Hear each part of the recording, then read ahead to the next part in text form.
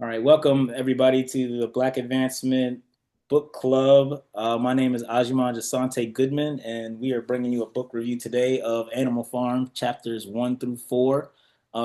This book is a part of our series of books of the month that you can find on our website, which is www.blackadvancement.com. Now, there's several ways you could go about this as far as doing a book review, but I wanted to more so try to get into people's thoughts as far as what they thought were some of the overarching points, not chapter by chapter exactly, but it's good to start with chapter one. Um, I could start off, or actually I'll have Shanice start off. Shanice, what did you have from chapter one that you thought was kind of interesting or stuck out to you, and how did you relate that to other instances of struggle, so to speak? Okay. So first I noticed that I just kind of took general notes as I was reading. So Mhm. I know that there was a speech by Major. I noticed that the animals were divided by intelligence immediately. Like the pigs were most intelligent, and that he had a dream of a rebellion. And I kind of made this parallel to if you could think about a slave rebellion, Mhm. and the major key component, do not keep the ways of the master.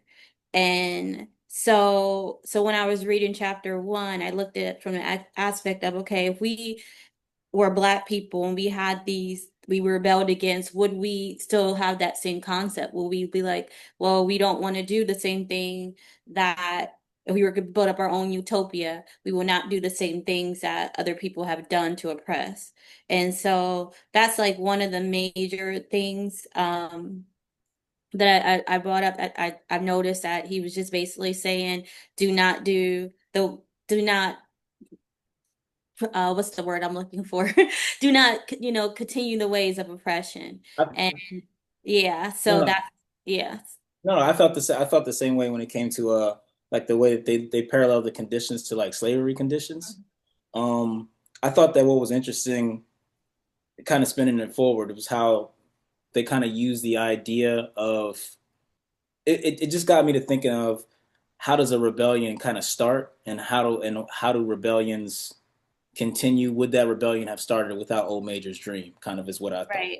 You know what I Right. mean? Like that was one of the things that kind of stuck out to me from the standpoint of would a rebellion ever have occurred if the thought wasn't put in their minds and they didn't start taking more notice of the condition that they were under? Because it seemed as if to me, at least at first, they were just kind of trotting along, and even if stuff was bad, no one really had a complaint because I guess they just kind of figured that that wasn't a part of what they had to do. I guess they kind of were just taking the good with the bad and going through it like it was normal. And it was interesting to me that uh, once somebody put words to it to where that they could understand it, they were like, "Yes, that's exactly what's going on here." And I think that that was interesting to me. Randall, what do you think about it? Yeah, I mean, I appreciate what you both said because a lot of what you said actually was what resonated with me, right? Like I think a lot of times we don't understand how and in which ways we're being oppressed until we're told, right? And I think it's because you're so used to the routine, you're caught up in just trying to survive and live out a purpose as you understand it, that sometimes you don't automatically adopt, right, like a critical mindset to understand the ways in which, your oppressor is consuming without producing, like they said, right? Mm-hmm. Um, or causing hunger and overwork, right? Because I know in my family, mom's Jamaican, my dad from States, and it was always about hard work, right? Getting educated, working hard, getting a good job, and getting kind of caught up in that rat race, right? So for me, for a long time, I associated like hard work with deservedness of prosperity. You know what I mean? So until I started to, get educated in different ways and adopt a more critical mind state, I was now able to kind of deconstruct that a little bit more. All right. I And I think, yeah, go ahead, No, man. no, no. Yeah. I'm just saying. I am so glad you brought that up because one of the Yeah. things that became a mantra in the story was when Boxer, the big horse, was like, "Oh, I will work harder," right? And he thought of it in the way that at least it read out to me in the story was kind of like when he was saying, "I will work harder," and I thought to myself, "But does that pay off though? Does the harder you work pay off, even in a society that you've built from the bottom up?" So like the idea of you coming up with the idea of deservingness being, tapered off or tabled off of the idea of deservedness is just that goes perfectly hand in hand with it. Yeah, keep going. I'm sorry, I had to jump in. I'm sorry. No, no, no. I appreciate you saying that. Yeah, because and I guess we'll get into this a little bit later, but even as we talk about what's going on in terms of all the deportations and who's deserving of being here, Mhm. um, and thinking about who's actually putting in the work to sustain this economy and the society. We can get into that later. But the other thing I noticed too was just in terms of like one of the things I was said was like we should not resemble them. Mm-hmm. Right? So no clothes, don't sleep in a bed, don't tyrannize over our own kind, smoke tobacco, all Mhm. animals are equal. Um, and there's just so many parallels that I see in that, right? Like I think a lot of times, again, being or identifying as a black man, person of color, that proximity to whiteness was something that was associated with, again, prosperity and kind of learning the game to then, either, disrupt it or at least to learn how to win, right? Like you Right. had to learn that game or you had to be close to them to understand the ins and outs of their game to um, you know, obtain enough social capital to then like make change or advance in life, right? So it's this delicate balance of not necessarily being like them, but also being enough like them, right? Being Right. respectable enough to gain access to the wisdom or the knowledge, the tools, resources to then do what you want, conform or Right. disrupt. So yeah, there's a lot, but I think those things definitely stood out to Yeah. I'm just kind of to piggyback off of what you said, because I'm thinking about because they're on a farm, and to run a farm, you have to be able to do certain things that the farmers did. Mhm. So in certain ways, you will have to conform in order to sustain life. So that's an interesting thought. I didn't think about it that way. So you kind of do have to adapt some ways in order to sustain life, because unless you do something completely different, the way that you are taught to run something is going to be the same. Some things can't be changed within a Yeah. system because that is just how some systems work. But I wanted to get off speaking of the changing part, I wanted to kind of touch on this, and Shanice, you can go on this one as well. I noticed like in the beginning of the second chapter, the hesitancy of some of the animals when they started coming to people talking about revolution, and they were kind of like, I don't know about all that. Even when the plotting was taking place, they were like, "Oh, we kind of got it good. I mean, won't we starve to death? Won't we do this? Won't we do that?" What did you think about that when the animals started kind of having a back and forth with other ones when they were had a doubts about the idea of a revolution? I think that's normal. Any change for any type of change is normal. Like I kind of listened to what the donkey said. He said, donkeys live a long time. Right. So and if this doesn't go go as planned, then I'm still gonna be here to see you mess up. So I thought that was really interesting. He's like, yeah, I'm gonna be here. So you guys go ahead and do this and we'll see how it turns out. I'll still be here in the end. Um, but yeah, I think that's natural to resist change, especially if you're used to a certain way of life. So I understand that resistance.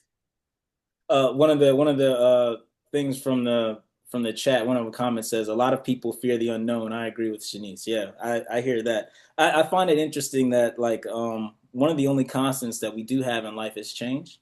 It's the only thing that constantly happens, and every time it happens, nobody likes it. Like nobody is here for it, even if it's a change that can be something that's perceived as positive and something that can be perceived as something that could be better for everybody and or you.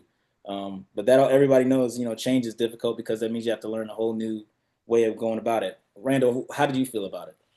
Yeah, I mean, I agree with you both again, and I think one of the things that I had to really understand is that to enact any type of social change, right, there's going to be something you have to give up, Mm, right? Something you have to abandon, whether that be safety, security, Hmm. peace of mind, kind of resources, financial resources, your job, right? You think about even the state we're in now. I mean, I work at the unit. Well, I may not be able to speak on that. I work in an environment where We'll be back right after this, folks. Don't go. I'm just like, right. I work in an environment where if I was to speak out in protest, that there could have very direct implications for my job security, right? So there's just understanding that sometimes and most times I would argue that to enact real change in society, there's likely going to be something that you're sacrificing. mhm. And I definitely see that play out here. And then just a couple other things real quick. Like one of yeah. the things I think it was maybe it was a major that said liberty is worth more than ribbons. Oh no, It's but just that was again, I forgot what I think that might have been Snowball. is that snowball? Yeah, Yeah. yeah. But again, back to that proximity to whiteness piece, right? Like sometimes you're just content. I'm just gonna live in peace and comfort, doing my thing. My family's fed, I have a good paying job. Mhm. I'm not gonna disrupt the system and be too vocal to put myself out there as a target. I just want to live under the radar, help out where I can, but not sacrifice all that I feel like I've built and struggled to earn at this point. To Right. be So yeah, go ahead, man. Yeah, I was gonna say on that point, like, and not to stray too far from the book review itself, but to that Yeah. point, it is it fair to view people who would want to hold on to their chicken, so to speak, as Hmm. cowardice in that manner? Because I understand where people might be like, "Hey, man, it wasn't my fault necessarily that all this is happening. I'm just trying to win at the Right. game that's being played." Like Exactly. Moses went What's with up, them. man? He's like, forget that. Yeah. With my Right. Right. security. Right. But are you truly free? Mm, Right. And that's the question, right? So yeah, you were able to attain what you could be, but overall, like, is our generations after you, are your people actually free and experiencing liberty by you continuing to kind of fit in and flow under the radar and stuff like that. So that really resonated with me too. So Yeah. Yo, speaking of the part where you were talking about freedom, one of the things that had occurred to me when I was looking at this, well, a couple of things that occurred to me, but I wanted to get to the aspect of freedom. The thing that struck me, which also happened in the second chapter, was the idea that once they got their freedom, the work started. Because the rebellion started. First of all, the rebellion starts in the blink of an eye, right? Like that happens in the blink of an eye, and or we can talk about that too, where if the idea wasn't sown, like I said before, by Old Major, would the rebellion had happened at all, right? Would they have gotten so fed up that they kicked everybody out and then all of a sudden they were free the next day? But what I noticed was the next day was like there was so much work to be done, right? There's no time. Freedom equals work, pretty right. much. Freedom equals work is what I got from it. Denise, what do you think? But is freedom work? Because when you think about the definition of freedom, you're free to do whatever you want. I think for freedom to work, you got to work. Got to work. So Probably. Yeah. again, I think they're living under the same structure, so they have to do the same job. So like I don't know if I would view that as a utopia because therefore you're still on the clock. You're still 9 to 5. You're still working until and then you still have leadership that's over you. So in a sense, it's just you went from one to the So, other. so are you saying that the rebellion was pointless because they just kind of I stuck just into the think same they just system? didn't like the ruler. They didn't like the way that the rulers, but they still submitted to a leader. They still did all the stuff that they were going to do normally. So like to me, my question is that truly freedom? Do you feel free? Like if you say I'm going to work and work harder, is that truly So are you freedom? saying is freedom an actuality or is freedom a feeling? Is Yeah, I'm that what saying you're like asking? yeah, that's my question is so were they did they really have that sense of liberty other than liberty from one oppressor? And then you may be going into another oppression and you don't know, you know what I'm saying? Like, No, I understand that because what ended up and this is it's great how this conversation is going because it's slipping right into other stuff that I wanted us to get to, which is the idea of the most educated were the ones who ended up being in charge. right, Also because they were the ones who had the forethought to start planning stuff way before it happened as right. well. Um, Randall, you've had great insight so far. What do you think about on this part? Yeah, I'm trying to really condense and be concise with my thoughts, but I absolutely agree because and the leadership piece comes up, right? That Yeah, helped me understand how important mobilizing and how challenging mobilizing people around a shared vision or cause is, right? Like, so most of the animals knew that, hey, yeah, actually, now that you say it, I'm actually tired of being worked to death and not getting what I feel like I deserve. Like, yeah, we understand that. But once we're now given the keys, like how do we drive this thing? And that's really hard to do, right? Because now the execution of that and now understanding, oh, okay, now we got to do this. Now we got to understand this. Now some of us have different gift skills and talents and knowledge. But it just reminded me of how important it is to be um how important leadership is, right? So not only mobilizing around the cause, but how do we now kind of empower each and every individual to have some agency in a part of building and moving this thing forward, right? Because once you don't want to repeat the Right. same system that you were in before, but now you have to be more intentional about saying, hey, you may not have the same level of education as me, but here's where I can place you where I think you can really be a contributor to this system, right? And that takes time, it takes intentionality, it takes resources, it takes sometimes slowing the pace of our growth in some cases. So I think this was just really a good illustration of all of that that I think plays out in real life a lot of times. what do you guys think about the idea of freedom? Isn't necessarily just like an idea or things of that nature. It's more so the idea of you working for yourself, right? Like, so we hear people who are like entrepreneurs.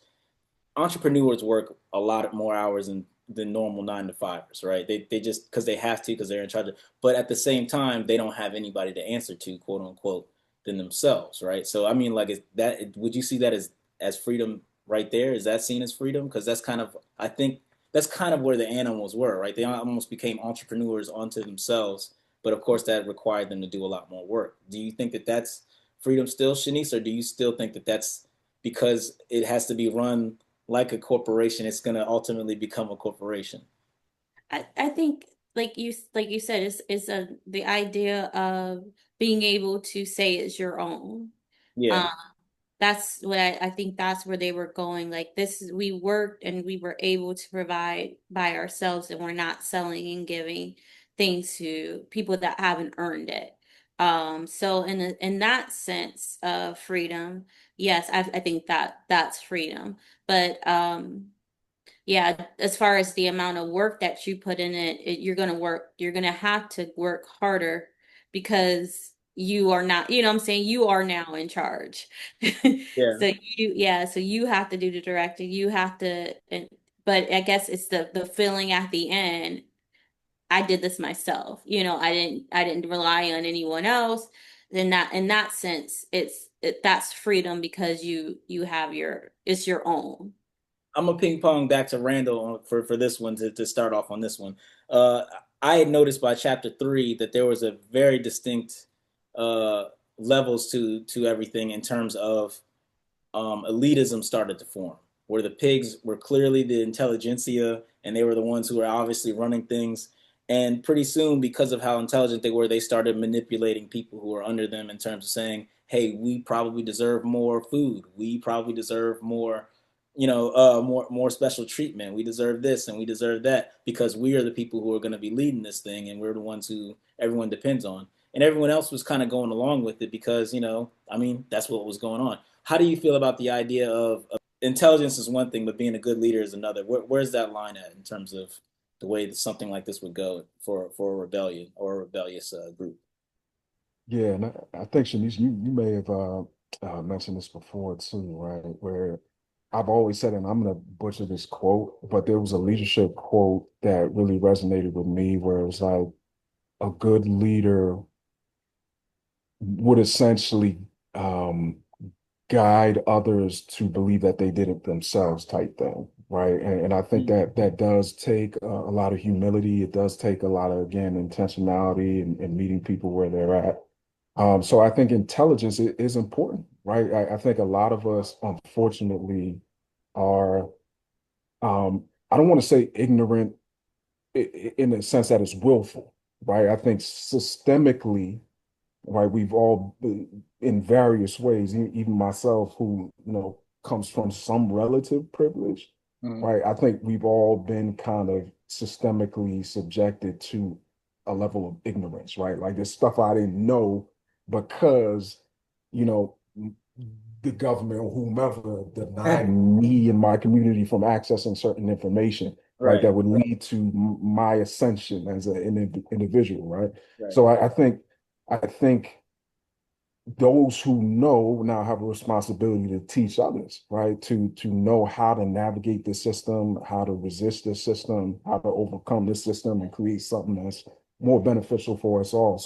So I think that's where intelligence comes in. It's understanding that, hey, this isn't right.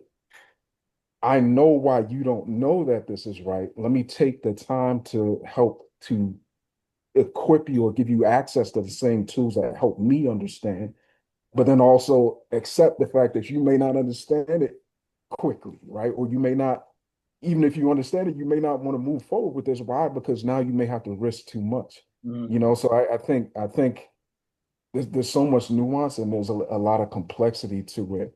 Um, but the best leaders, take the time to consider and account for those different perspectives, but still uniting us under, hey, this is what we believe in. Let's work together to inch toward what we believe in. So yeah, I Yeah. don't know if that makes sense. No, that made perfect sense.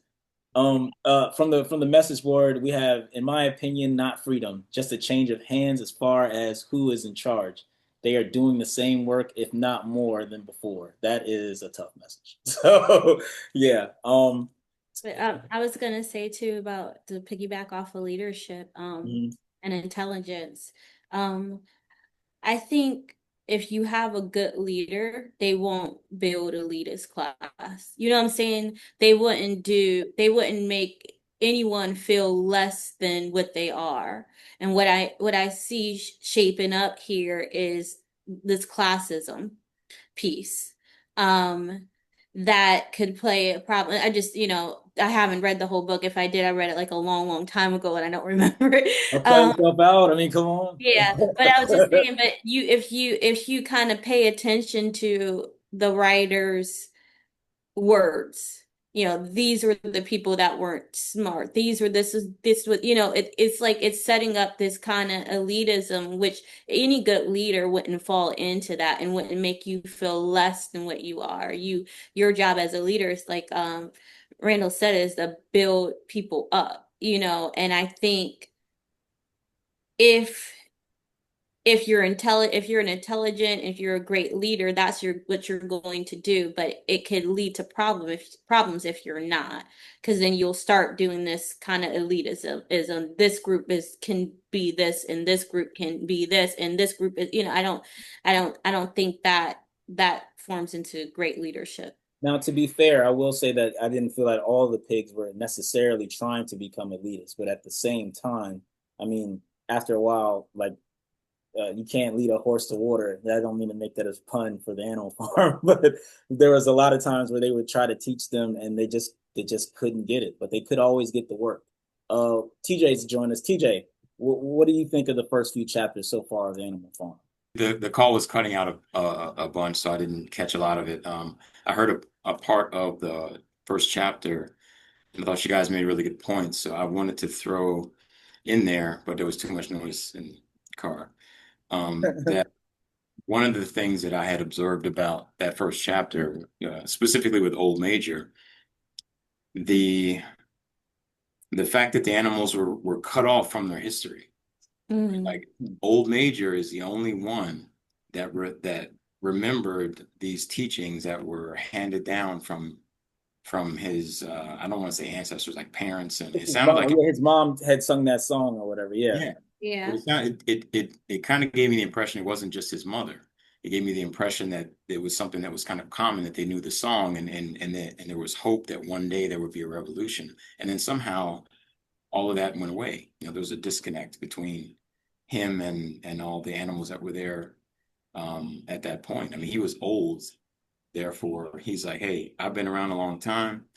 I had this dream where I kind of now remember what the words were to that song. What's happening here isn't right. We need to do something about it. Um, so I just wanted to bring that, kind of point to light, because I heard you guys making parallels between, slavery and what was going on the farm. Yeah.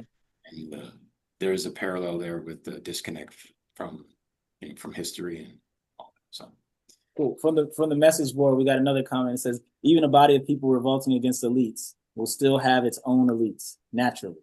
I agree that the ideal leader would not put themselves above others, but that may be simply an ideal that defies human nature.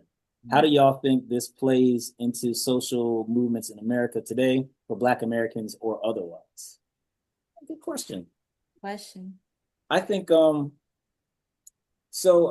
so here's the thing. I think that most of the times throughout history, when you see any revolution, there's always a focal point or a pinpoint person that it falls on. Even if that's, Lord knows that there's thousands of people who work behind that. There's a bunch of other people who could get that credit, but for whatever reason, one person is pushed to the forefront of that movement. I think that for a movement to be completely and utterly successful, you would have to have several different people at that same level to make it work. Just me personally, just my personal opinion. Because if they take one out, then they're not taking everybody out, and you still have some sort of leadership that is cohesive and that can help lead it and have the vision that's still there. And a lot of times when they make one person the single focal point, that becomes a single point of failure. And I think that in Black America, we've lived that nightmare several times over. From Medgar Evers to Martin Luther to Malcolm X to, you name it. And it doesn't have to be necessarily a death in terms of them dying. It could just be a death of reputation. I mean, Jesse Jackson, so on and so forth. So if you make a singular person the focal point, or a singular batch of people the focal point, it's going to be bound to fail, because those people either have not been able to hand down the reins of leadership effectively, and or they've made it other people feel as if, well, I just need to do this portion, and they never learn how to do the rest of it. You know what I mean? So it is something that I think needs to be all hands on deck kind of thing, and everybody has to have everybody. You're only as strong as your weakest link, I think, in these particular cases. Randall, what do you think, man? Yeah, I agree. And I think when you look at the word elite, right, I think there's an inherent implication that that individual is superior, right? So I see that as different than what a leader is, right? Elite means I believe for whatever reason that I am superior to those that I am in charge of, right? Leadership to me leadership, I think, or at least good leadership, doesn't have to encompass any of that, right? I don't think in order to be a leader you have to be superior to those around you. I think a good leader, one of my strength quest things was developer, right? So I think being a developer is a skill that allows you to identify the strengths in those around you and put them in position to succeed. You know what I mean? So for me, I feel like I go into most rooms not being the knower. My job in most cases, working in higher education, is to facilitate a conversation that allows those that know in these respective areas to take charge and get activated and feel like they can contribute. All right, that's leadership. That's not the only type of leadership. I'll say that. Like, I don't think my way of leadership is the best or the way. I don't know, Randall. It sounds kind of like you're saying that. I mean, I don't know. No. Then let me redact that, then, because I'm not. I was just playing, man. Go ahead. but my main point is leadership in all of its forms is different than being elite, right? And leadership, good leadership, does not have to incorporate a mindset that says that I'm superior to those that I'm charged with leading. Yeah, and I'll leave it there. Okay, that's fantastic. Shanice. When I think of leadership, I think of the idea of a servant leader. Um, Someone that, again, their idea of leadership is being a servant to those that they are in charge of. Like they allow them to gain a voice and then see how they can provide the needs of those voices due to their influence. Um, and I think like what the leaders that the Black community have, I kind of agree with you, Aj, with the idea of leaders build leaders. Mm-hmm. And in order for us to become like this ultimate society, we need to have multiple leaders, and we can't just pinpoint our leadership into one person. We can't just have an MLK. We just can't just have a Malcolm X. We can't just have whoever.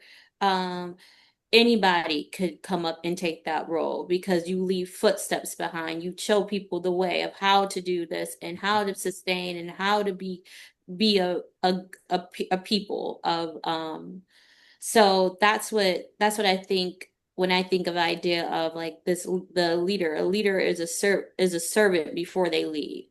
Um and they develop, like Randall said, develop other leaders. Mm-hmm. And so that way in trying to kind of combining everybody's ideas Sounds and like then theft to me. I don't know. develop other leaders.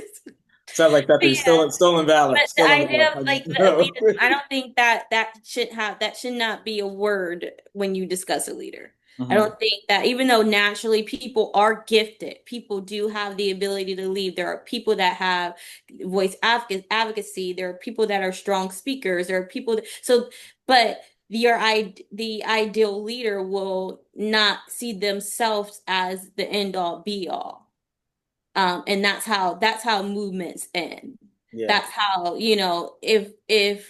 if say Major was the just say back in the day he caused this rebellion, say he had it and everybody looked to him, he was old, he died. Now they would just go back into their own way. So I don't think the that you should raise one person up um to be a leader. And yeah, and I don't think any leader should see them higher than the people that they serve.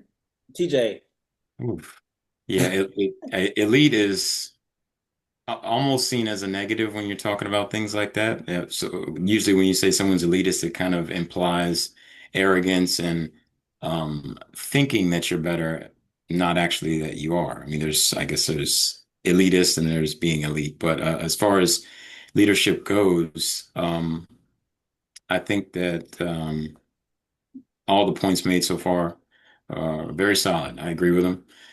I'll say this about leadership. I think it is also situational, right? It has to be flexible and adaptable. You as a leader need to understand what the mission is. You need to understand who the people are that are under your care. And you need to put them in a position where they can contribute to whatever that end goal is, right? Good leaders do that. Some of them are, tough. Some of them are servant leaders, like the gentleman was saying. Um, there are different ways to lead, but ultimately, in the end, I think that those things are required if you want to be successful at being a leader. I mean, there's having the title, and then there's actually being a leader. Yeah. Right? And leaders are going to do those things. I'll close out this segment with another one from the chat. It says, I think the problem Orwell was portraying in Animal Farm is how the revolutionary bodies can still be stratified. The civil rights movement of the early 20th century was criticized for being classist. W.E.B. Du Bois famously extolled the idea of the talented 10th, although he and the NAACP fought for and helped advance the cause of Black Americans. They also were seen by many as elitists. Marcus Garvey leveled several such criticisms towards them. All of that is true. Go straight to chapter 4, and then we'll close out Chapter 4. You ain't got to get ready if you stay ready. The boys came back and they had a plan ready for them. You saw people getting wounded, saw people getting shot. Where do you think the book will turn to from here if you are unaware of reading the rest of it? Uh, Whoever hasn't read the book or hasn't read it in a while, I want to hear you guys' thoughts, and then we'll close out the show. So I think from here, after war, you rebuild. So Okay. you have to kind of rebuild structures, you have to rebuild systems. And I know Boxer, he committed the ultimate, you weren't supposed to kill, right? Yeah. And so now I think it all depends on how they decide, because they won the war, how they decide to rebuild. If they are going to continue with the elite idea of these three pigs being above and everyone else working, I think they're going to still have the same system, and it's not going to be worth the blood that was shed over it. Um, and they really have to really find define like what they want, because right now it sounds like they want the same thing, but they just want their own of it. You know what I'm saying? They really need to define what freedom is truly means to them. Can I, I'm sorry, can I ask you a question based off of that? Do you think that there's something wrong with the idea of them wanting the same thing except that it's their own? Because that's an interesting point unto itself, like the idea of that. I think if you want to rebuild, you should want something different. You know what I'm saying? Like Mm.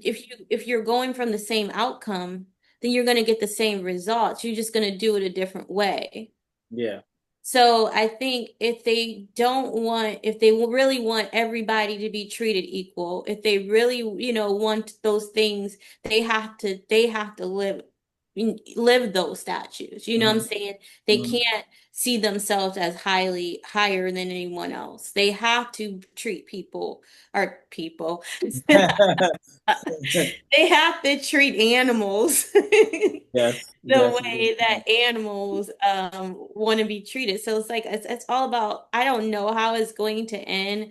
I just think it really right now depends on rebuilding and restructuring. And this is if they don't do it right, then they're going to be reliving that same nightmare. That's what I'm saying. Okay. That they tried to get away from. Okay. I'll just make a speculation on what I would think would happen after a situation like this, Mhm. typically.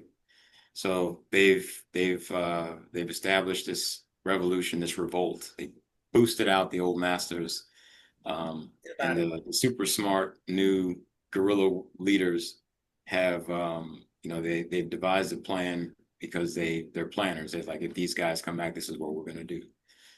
They came back, they executed the plan, everything went great.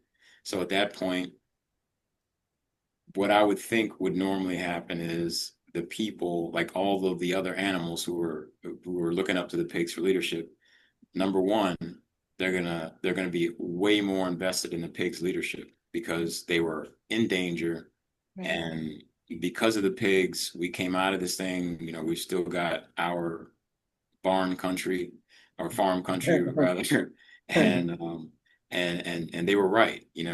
We should put our faith in the pigs, give them more power, give them more, right? Because they're going to take care of us. Okay. That's what you would think would happen. That they would have more faith in them, that they would give up more of themselves, like I guess give up more deference to the leadership cadre and do whatever they're told.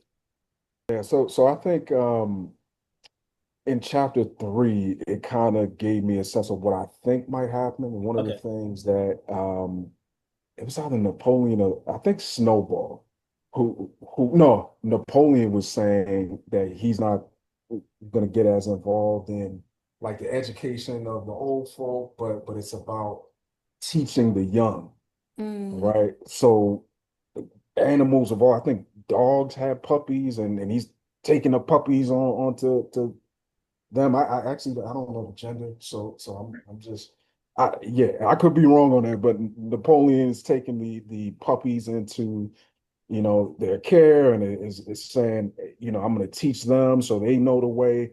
I think there are a lot of parallels in society today with that, right? That you got to understand that with a lot of these animals that were there from the jump, there's a lot of unlearning that has to take place in order for them to truly move into this new space that the pigs are talking about, right? Like you go years, decades of doing the same thing and being limited in education and knowledge in this place and, you know, trying to survive and doing all that. You can't unlearn that and do something new, as was said, just like that. So Napoleon is like, I'm not even worried about them. They're gonna die off sometime soon. I need to make sure that their kids understand what I'm talking about.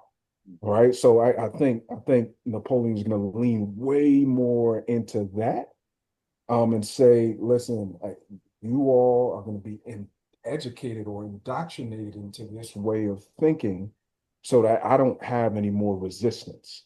Right. That everything that I say and that you learn to be true from here on out is going to be your truth. So I don't have to do all this work, you know, to change opinions, to unlearn, you know, to discipline, to, you know, do all these other things. And I will use people like Squealer to do my dirty work where necessary.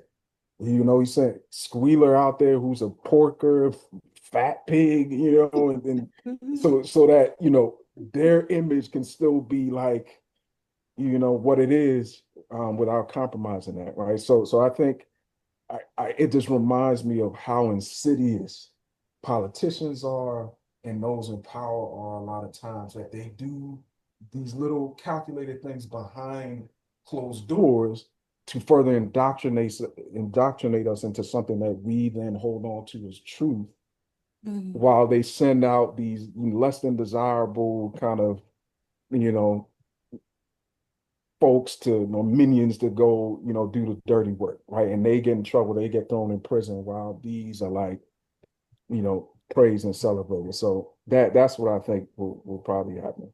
That's insane. I've never heard of that happening in history. So for everybody watching, thanks for watching. We'll review 5 through 8 going forward. But until then, peace and advance. Yeah.